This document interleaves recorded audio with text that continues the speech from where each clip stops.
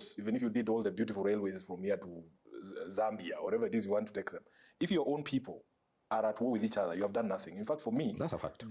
That was the biggest opportunity because we lost a very, very important thing. I remember when I was voting, I voted for Kibaki knowing Kibaki was a Kikuyu. The thought never crossed my mind that he was going to remind me when he got into power that I was not from his area. No. In fact, me, I'm a Luya. I have never voted for a Luya. Never. All the times I voted for Kibaki once, and I voted for Raila all the other times that we have had elections.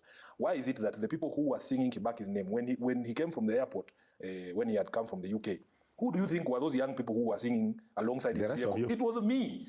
Yeah. Who were those people who were singing Yote Yawezekana Bila Moi at Uhuru Park? It was me. So what happened that between 2002 and 2005, when we went to the referendum on we wanted Kibaki out. How is it possible that within a space of 3 years, you have lost the entire nation? By the time we go into the elections of 2007, it is 42 against 1. What have you done? Who cares how many roads you've built? Nobody at that particular point in time cares. What you need to do as a president, in fact, the biggest legacy anybody will ever achieve in this country, the president who will bury tribalism. Perfect. That is the person who will celebrate. But these other characters come here and say, you have a vision.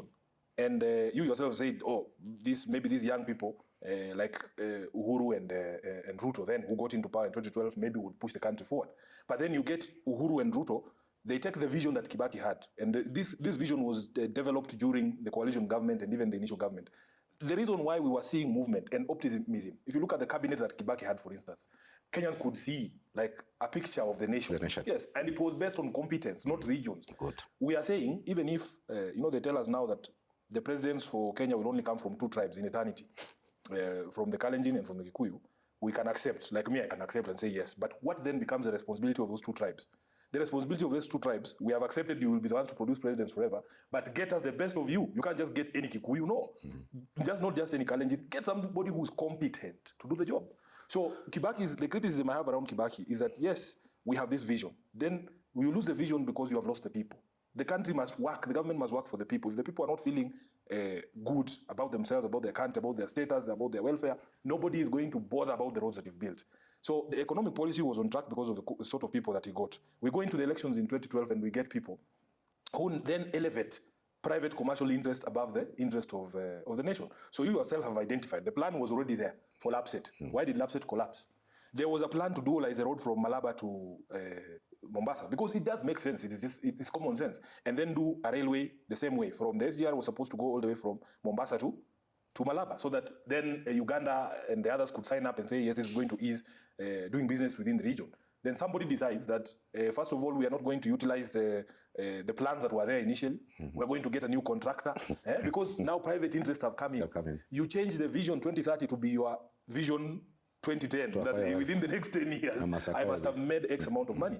Look at the amount of money that was used on compensation of non-existent landowners along the corridor. Commercial interests. Look at where the railway now finally ended up. And then somebody decides that it's going to put a private port in Naivasha. That was never the vision.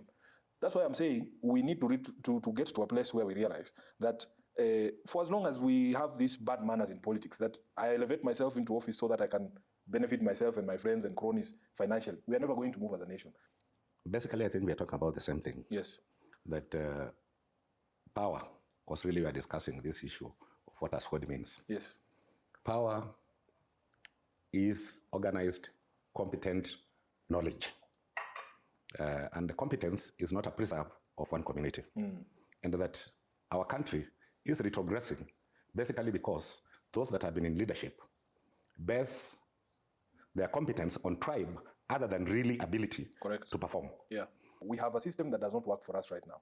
You have a president and you have parliament, which is supposed to be an independent arm of government that oversights the national executive. But the interpretation has been, because all these people have been elected on the same party of the president, they think that they are there in parliament to protect their government.